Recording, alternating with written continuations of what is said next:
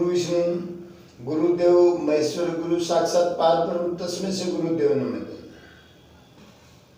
एक राजा था दुनिया, वो काबुल से आया था दुनिया। वो कबीरदास के पास आया तो पूछा, कबीरदास जो है उस टाइम बागवानी में काम कर रहे थे। बोले भाई मैंने कबीरदास से मिलना है। बोले ठीक है, बोले आप जो है ना वहां जाके बैठ जाओ। बोले तो थोड़ी देर बाद जो है कबीरदास वहां आए। तो उसके बाद में क्या वो उन्होंने पूछा जो है कि भाई किस लिए आए।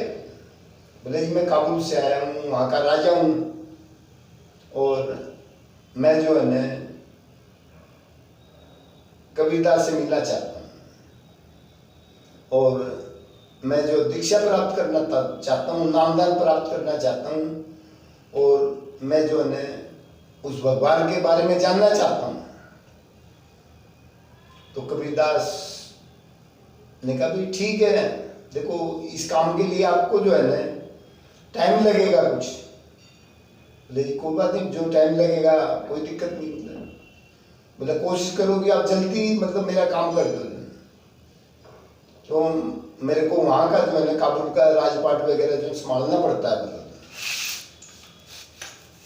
आखिरी में क्या हुआ, बोले देख ऐसा है, हम पहले आपको देखेंगे और उसके बाद में आपको जो है दीक्षा देंगे। कोई नहीं, समय चलता रहा, वो भी सेवा करता रहा, लेकिन उसके अंदर जो है ना राजा होने के नाम का बहुत घमंड था जो है कि भाई मैं तो उस देश का राजा हूं। कबीरदास ने उसका ये जो घमंड निकालना था। एक दिन उसने अपनी पत्नी रूही से कहा कि ऐसे से करना। राजा घर के नीचे से निकल गया। राजा ने उन्होंने घर का जो कूड़ा है सारा उसके ऊपर डाल दिया। तो राजा क्या कहता है, अगर मेरे राज्य में होते तो बोले मैं आपको फांसी तुड़वा देता। बोले तो उसके बाद रूही ने कहा, बोला महाराज जी बोला इनको नामदान दे दो। बोले भाई नामदान कैसे दें आप ये बता दो। तो बोले महाराज जी बोले ये मेरे को ऐसे ऐसे बोला है, अगर मैं उस राज्य में होता तो मैं इनको फांसी तोड़ देता। बोले तो नामदान लायक नहीं है, मतलब अभी जो इसको अभी जो है ना 6 साल और लगेंगे। फिर उसके बाद में वो जो है ना वहाँ सेवा करता रहा, रहता रहा जो है, और धीरे धीरे सत्संग वगैरह सुना तो उससे कुछ नॉर्मल हो गया। मतलब नॉर्मल होने के बाद में फिर उसके बाद में वो वहां से निकल गया था। तो रूही ने उसके ऊपर कूड़ा डाल दिया। कूड़ा डालने बाद में उसने हाथ जोड़े, बोले माता जी ऐसा आपने इतना वजन उठाया कि आपके हाथों में दर्द नहीं हुआ। आपने उठाना नहीं चाहिए था, मैं उठा के अपने ऊपर डाल लेता था। तो रूही ने काफी अच्छा मतलब महसूस किया। फिर उसने कहा, बोले महाराज जी अब तो देखो नामदान लायक हो गया, दीक्षा लायक हो गया। तो फिर उसने उससे जो है 2-4 बातें पूछी।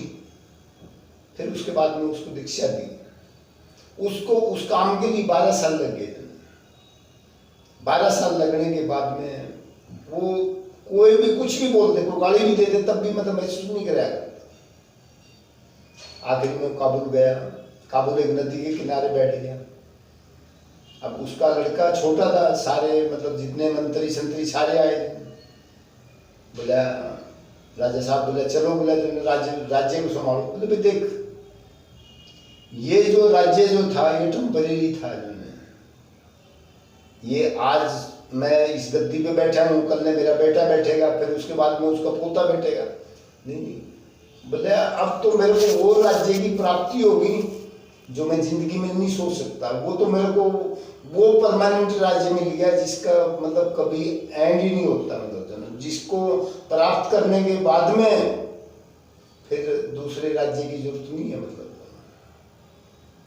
वो जो है ना, फिर उन्होंने मंत्रियों ने सलाह करी, उसके लड़के को बैठाया गद्दी पे, लेकिन राजा साहब नदी के किनारे उस भगवान का ध्यान कराया करते, उसका नाम लिया करते, उसको याद कराया करते।